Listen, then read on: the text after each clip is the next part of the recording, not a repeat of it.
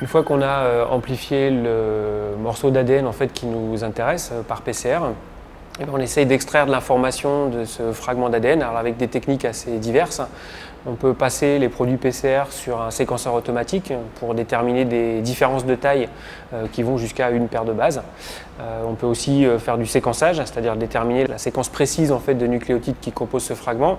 Et puis on peut aussi analyser ces produits PCR avec des méthodes très simples, ici une électrophorèse sur gel d'agarose. Pour préparer le gel, on va d'abord dissoudre l'agarose dans un tampon en le chauffant au micro-ondes.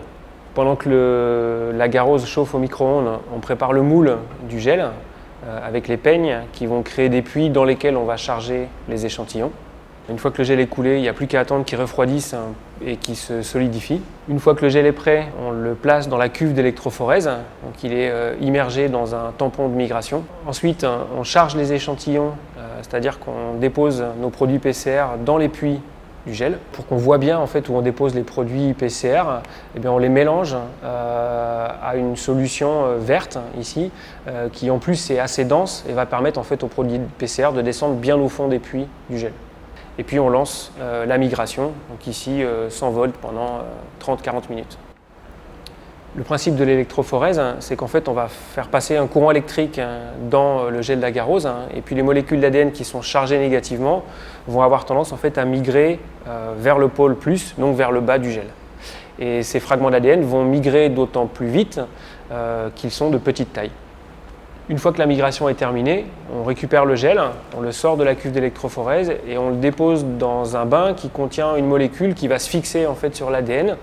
Ensuite, une fois que le gel a été immergé dans cette solution, eh bien, on le place sur une plaque sur laquelle on va émettre des UV et la molécule qui est fixée à l'ADN va fluorescer, ce qui va nous permettre de voir les bandes en fait, d'ADN.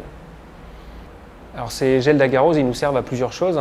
Ils peuvent nous servir à obtenir une information biologique, par exemple le sexe des oiseaux, quand on ne peut pas les distinguer morphologiquement. On peut vérifier qu'un individu est parasité ou pas par un pathogène particulier. Et puis ce qu'on fait aussi régulièrement, c'est qu'avant de faire du séquençage d'ADN, par exemple, on est obligé de passer les produits PCR sur séquenceur automatique. Ça, c'est un truc qui coûte assez cher, ça se chiffre en quelques centaines d'euros pour une centaine d'individus. Et donc, pour éviter d'envoyer des produits dans lesquels il n'y a rien, on vérifie avec le gel d'agarose qu'on a bien une bande, ça veut dire que la PCR a bien fonctionné.